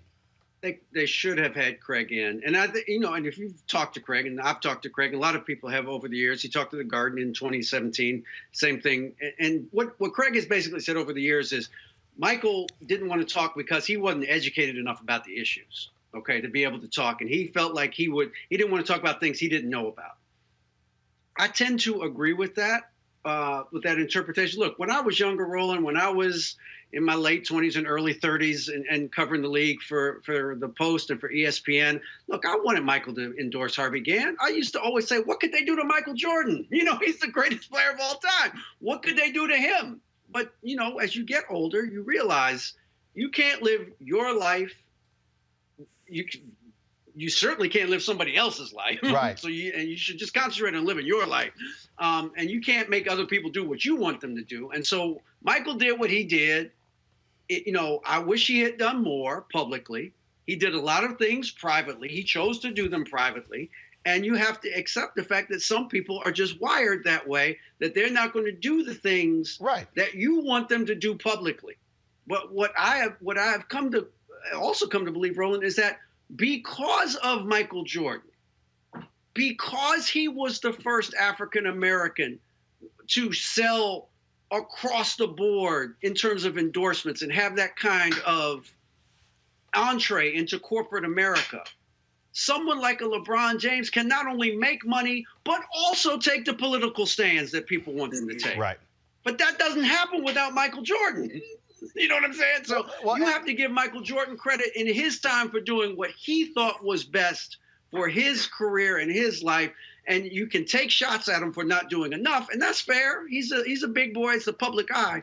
But understand that if Michael Jordan hadn't been there, there'd be no Kobe. There'd be no LeBron James in terms of not just the endorsements, but the ability to do social activism as well. Also, Mark, look, I don't recall Magic Johnson saying a hell of a whole lot during his career on social justice issues. Yeah. I don't. Now, maybe y'all can correct me, but Jordan he was a capitalist too.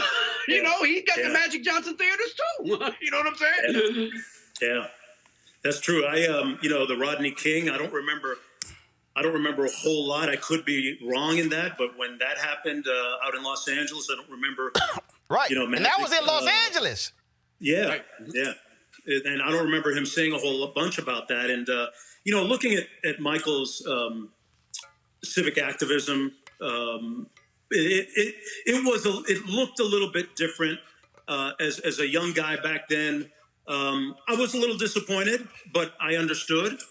And that's what kind of, for me, frames LeBron James in a very formidable way right now, to be able to be in a position where he can speak to things that are very important. I live in a city where, there's a lot going on, and Trayvon Martin was murdered up in Orlando, just up the turnpike several years ago. And LeBron was very vocal. He came out right away. He wasn't the type to take somebody's temperature and see which way the wind was blowing on certain civil rights issues. There was some time, though. There was some time. Because he was killed on NBA All-Star Weekend in Sanford, Florida. I was actually in Orlando. That story began to bubble up. And I remember, and again, let's be real clear, folks out there start tripping. I'm not taking credit for anything, but I remember I was one of the folks who were driving on social media, and I was tweeting Dwayne Wade and LeBron directly. And like, yo, because I knew Dwayne, so I was texting him as well. And then I remember after they took the hoodie, I remember Dwayne sending me a tweet saying, Roland, thanks for keeping us abreast and pressing us on these issues. And what happened was, as it began, because I was going, yo, Miami Heat, the kids from Miami, Orlando Magic, what the hell happened near y'all? Neither one of y'all saying jack? What the hell's going on? And then, of course, when they took that photo with the hoodies, just that photo said a hell of a whole lot at that moment. And then you begin to see this thing build and build and build. But to David's point about knowledge, I've experienced this with many professional athletes, and also entertainers who call me personally and say, hey, Ro, I don't know nothing about this here. Right. I trust you. Give me the 411.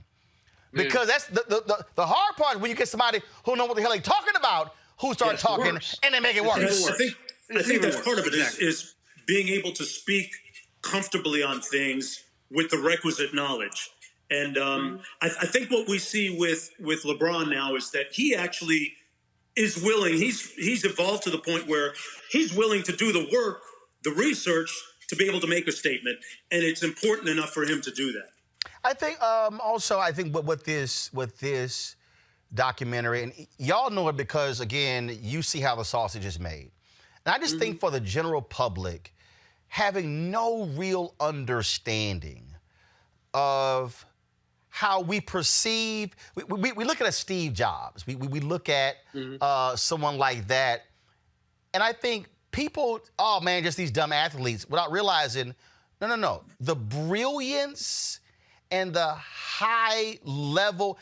The greatest part was listening to Dennis Rodman describe the basketball spinning and how he was breaking down where the ball was going to go. I'm going to go here, then here, and here, and here. And again, people think, oh man, they're dumb and crazy. No. That takes a high level of intellect to be at that level to study your craft. Yeah, these are guys that, watch dozens of hours of film, hundreds of hours of film over the course of their careers, to be able to speak with authority about, if the ball bounces here, I'm going to do this, or if the ball bounces here, I'm going to do that. And Jordan knowing exactly what Brian Russell, the Utah Jazz defender, how he liked to defend up on his toes. So if I give him a head fake, he can't recover. And so all of those things, that's the 10,000 hours that Malcolm Gladwell talks about, right? And becoming an expert in your field. And all of those guys are experts in their field, whether it's Michael or Magic or Isaiah Thomas, all of them were experts in their field. Kobe was an expert about basketball. Like, you couldn't tell Kobe something that he didn't see before. These guys have seen every defense. They've seen every coverage. They know exactly what teams are going to try to do. They know 3 moves ahead what they're going to do. And that's what the truly great players do, is because they have so much knowledge about the game and intelligence about the game that they can anticipate what's going to happen and and act accordingly, and then create an opportunity, and that's all it is an opportunity to make the right play to win a basketball game. Mark, nobody got talked about more, I think, outside of the Bulls than Isaiah Thomas and this documentary. And I really think there should be a significant reevaluation over how the basketball world views Isaiah Thomas. I think when you hear discussions about the greatest players, I can tell you, it's rare his name comes up. And I think and this documentary really revealed so much. And the reason I think that Dream Team snub really personally hurts him to this day is because that would have solidified him as one of the greatest ever. Yeah, I think that's a great valid point, Roland. And, in a strange, almost perverse way, when you look at the way that Michael Jordan was portrayed as maybe not a nice guy, a bit of a bully at times. In the context of the documentary, Isaiah should be and feel vindicated in a way because he was a Type 8 competitor as well. And, pound for pound, 6 feet and under, I don't know that there was a greater player in the game. I mean, I happen to think that Isaiah, in a way, kind of revolutionized the point guard position in what he was able to do. But I think that that did hurt him, not being on the dream team. It's a shame because when you look at Chuck Daly being the coach of that team, boy, there had to be some kind of consternation on Chuck's part. And I knew Chuck, and, he's not here to answer these questions, but Chuck loved Isaiah. I think that he would have wanted Isaiah on that team, obviously. And I think, David, when you start looking at, again, how this documentary, what it showed, I think what it also showed is this here, when in terms of how national media also frames this as well. I think that the glamour teams of the NBA historically, Boston Celtics, Los Angeles Lakers, even though the Knicks ain't won jack since the original Shaft came out, the New York Knicks, and I think, yes, the Houston Rockets fan will take a shot at the Knicks since we beat them in the finals. I think Chicago has been elevated into that glamour team, and I think also Isaiah was hurt because it was Detroit. The phrase "bad boys." It was like, y'all were like this rough and tumble thug team as opposed to this great team, and so media framing also dictates how people are perceived in the moment, but also 10, 20 years later, and that also plays a role in it. Even though Isaiah had the great smile and the personality, it was still, but you on that thug team. Yeah, well, there was a lot of things with Isaiah. You could do a 10-part series on Isaiah, really. I mean, there was a lot of things. Number one, to your point, the media framing is completely accurate, Roland. You're completely right. I was I've done a lot of shows today, and somebody asked me about Kareem, and I said, and the question was, well, Kareem doesn't seem to get the recognition as a great player. And I said, because think about Kareem Abdul-Jabbar, who was formerly known as Lou Alcindor, changing his name to Kareem Abdul-Jabbar in the early 70s, becoming a Muslim, and trying to explain that to a bunch of old white guys who were sports writers at the time. Right. And having no champion who could understand where he was coming from. And there's a reason, because nobody advocated for Kareem Abdul-Jabbar in the media, at that time. And that carried over. Whereas Magic, Bird, Isaiah, Michael, they all had champions. They all had people who said, look, you need to think about this guy in this context and why he's great. To Isaiah's point, 46-39 career record against Michael Jordan, period. End of sentence. He's got a winning record against Michael Jordan. His team ended the Boston dynasty, ended it. His team beat the Lakers in the finals, basically ended that dynasty. And they didn't, ultimately Michael overcame the Pistons and won, but the lessons that they had to learn from the Pistons are what created that dynasty in Chicago as well. And to your point about the Olympic team, it's not just 92. Isaiah Thomas was on the Olympic team in 1980. That team didn't get to go to the Olympics because of the boycott against the Soviet Union. So he was twice snubbed. So when you don't get the chance to represent your nation, to put the flag on you, to win the gold medal, I mean, you're just it's just a different view on how you're being framed, and it's like that's that for him. Trophy case, NCAA championship, world championship, state championship, doesn't have a gold medal. Doesn't have a gold medal. And again, in comparison to Kareem, who was Lou Alcindor in 1968, he followed Harry Edwards Lee. He boycotted the 68 Olympics in Mexico City. He didn't get to be on the Olympic team. And then in 72, for some insane reason, he wasn't on the team. I can't even describe to you why that didn't happen. Which is just absolutely stunning. I want to pick up just a couple of questions here. We talk about media framing.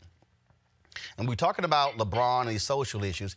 Here's also why today is also different. Because of guys like y'all. What people don't understand is, you said it, all these old white guys. The reality is, you got all these black players, high school, college, basketball, football, pros. Yet when you go in that press box, it's lily white.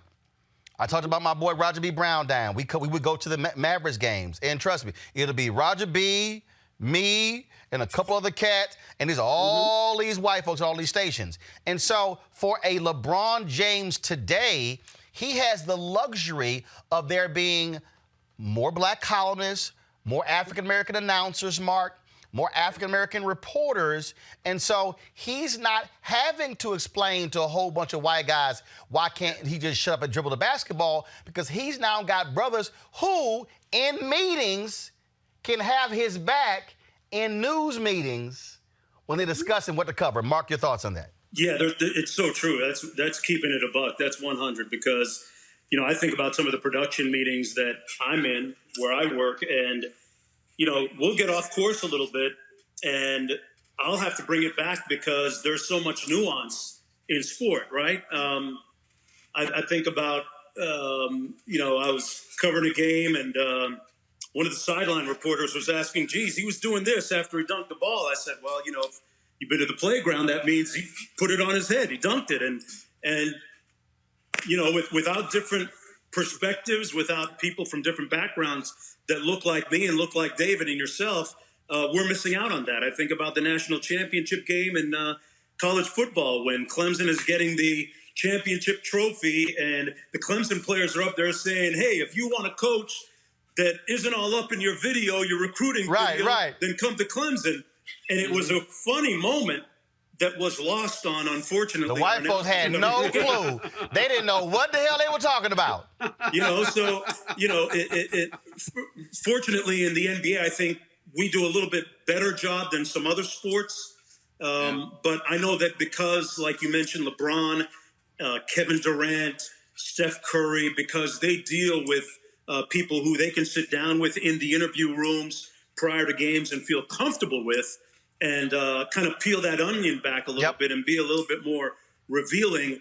I think that helps the overall product. And they know that they're going to be understood, that none of their mannerisms, none of their nuances are going to be misinterpreted to the negative side of the equation. Then I think we all benefit. David? Yeah, no question about that. You know, it's been since one of my first beat jobs, Roland, was covering Georgetown. When I was at the Washington Post, and I remember doing a story on a player, and I completely quoted everything that he said accurately. It was not the King's English. I got a phone call at 1 a.m. from John Thompson, and John said, "David, would you mind helping this kid out with his language? You know, just fix it for him." And I understood completely what he was saying. You know what I mean? And I wasn't offended by it. I wasn't like Joe Reporter. I'm gonna do the job. You know, I'm gonna quote him correctly. And I knew exactly what he meant. It's like, Coach, don't worry about it. I got you. Don't worry about it. And to Mark's point and to your point, that only happens when people trust you and understand that you're going to do your job, and you're going to cover the team, and you're going to be, you know, fair, and you're going to take, you know, if they do something bad, you got to report on it. But on the other hand, you're not looking to get them. You're not out to get them. You know what I mean? And so there's a subtlety, as Mark pointed, there's a nuance to it that I think when there's people of color in the press box, that helps, I think, in these regards. 2 questions left. Gentlemen, I'll start with David and go to Mark. Michael Jordan doesn't want to give anybody, he's still compared to today. Mm-hmm. Gary Payton limited his ass. If you look at the stats, I'm just saying, you can. I mean, he tried to laugh. No, I had no problem with Gary Payton. Now then, Mike's like, well, I had a lot on my mind. Now hold up, Mike. You have a lot of your mind the first 3 games or the next 6? See, that's my only. See, I get it. You don't want to give anybody an edge, but Gary Payton. Gary's a Hall of Famer. He's a Hall of Famer, period, end of sentence. He's one of the great individual defenders of all time. Did he defend Michael Jordan better than most people defended Michael Jordan? Sure. Yes. And was Jordan Call an idiot not putting him on Michael in game one? Yes. But to Jordan's point, did he stop Michael Jordan? No, he didn't. But you can't. Here's the deal, Mark. You can't stop Michael Jordan. But when you look at those stats, field goal percentage was down. 3-point percentage was way down. But it was like Mike. I know you don't want to, but you could.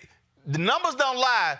Gary did a damn good job, Mike. Stop fronting. He did a pretty good job. He did a pretty good job. The problem was he let Michael know about it at the end of Game 5 because I remember Ron Harper running into Gary Payton a little bit later that night at a dinner spot, and Ron went right up to Gary and said, "Hey, you shouldn't have been popping your mouth like that because Mike's back at the hotel with a bunch of his buddies from North Carolina hanging out, and he's getting ready for Game 6." Well, if I'm Gary Payton, I'm gonna do the same thing. If you can't get that many shots in, I'm a crow about getting some shots in. So I'm with Gary. Last question. Obviously, we saw the 10-parter here. Mark, I'll start with you. Who would you like? It doesn't have to be a 10-parter, but who do you think, either an individual or a team, that would make for an unbelievably amazing, similar documentary? Wow. I would, man, we brought his name up a little while ago. I'd love to see something on Isaiah Thomas. Isaiah came up in an environment where he had to earn everything. I think his trip through playing, he's a Hall of Famer, obviously, through management, ownership in the NBA. I think he's got one of the most compelling stories out there, and a guy that, he overcame everything coming from Chicago. His story, his mom, Mary, raising him, and his brothers. I think Isaiah Thomas, I'd love to see a great documentary at the depth done that we did a Michael Jordan documentary, with the kind of access. I don't know if it might be a little bit too late to do that kind of retrospective, but I'd love to see it done on him. David? Iverson. Iverson to me is, I think Allen is one of the most important figures in the last 20, 25 years of sports, not just the NBA. Allen introduced a completely different dynamic to team sports. He not just in terms of his play, but in terms of the cultural significance, the way he looked, the ink, all of those things. If you ask guys today who maybe didn't see Jordan in his prime, who was your idol growing up? So many of them will say Iverson. Right. It was Iverson. And I don't think, because they didn't win a championship, he doesn't get that kind of recognition. But he was an amazingly important figure in the history of this league. NBA. And I think, and after Jordan, who I think is the most important in the last 30 years, I believe in terms of just everything, not just on the court, but everything, I think Allen Iverson is the next guy. Yeah, and also cultural influence. When you talk about, it's funny. Exactly. So I'll end with this here because I'll link in what we talked about with all of these white sports journalists, and then again my man Roger B. Brown passing. So we were at the Dallas Mavericks Media Day, and we're sitting at the table, and there's a white sports writer who's still covering the NBA, who starts going on about how much Allen Iverson was a thug. And I go, I'm sorry, when's the last thug you roll up against? I said, why is he a thug? So he starts talking about his hair. And I said, oh, so he has cornrows, he's a thug. I said, what the hell is Cherokee Parks with a mohawk? I said, what the hell is that? So we start going at it. I said, no. You're not going to sit your ass at this table and call Allen Iverson a thug. I said, because see, here's what y'all white boys do. I said, a white boy in Philadelphia says something about Allen Iverson. Then a white boy in Detroit picks it up. Then a white sportscaster in L.A. picks it up. I said, and so all of a sudden, y'all have created this entire narrative that he's a thug. I said, all this. I said, you ain't even running to a thug. You know nothing about him because you're saying that because of tattoos and his hair. I said, but I will show you the white boys in the league who have tattoos, who have crazy hairstyles, but they're not thugs. I said, so you're not going to sit at this table and go, dude, when I say he froze, first of all, Roger B is cracking up laughing. He's like, bro, you killed him. I said, but that was what I'm talking about, to Mark's point, what happens when we're at the table. You're not going to establish the narrative and then y'all run with it. And then 30 years from now, somebody's like, oh, yeah, Iverson, he's a thug. Like, no. And that's where our voices are critically important. So I thought it was fantastic. Great job. They'll certainly clean up, I think, when it comes to award shows. And we certainly appreciate the perspective there. And I'm sure Michael probably will cuss David out for thinking the Pacers were actually going to win that Game 7. And actually he already knows. He already knows. Yeah, he knows, but he probably in the back of his mind is like, yeah, I'm gonna hold it against you, because clearly Michael still has grudges. Ask Charles. You never forget. Yes, and ask Charles Barkley about those damn grudges. All right, David Aldridge, Mark Jones, I appreciate it, gentlemen. Thank you so very much. Bro, thank you. Thank you. Thank you, brother. I appreciate it. All right, folks, we are out of time. We were supposed to do Fit, Live, Win today. I apologize to our guests. I did not expect us to go that long, but the conversation was just way too good for me to stop. So we're going to do Fit, Live, Win tomorrow. Also, I will read the names tomorrow of our Bring the Funk fan club members. So we'll do that. Again, keep my boy Roger B. Brown and his family in your prayers. So thanks so much. I'll see you guys tomorrow. Holla!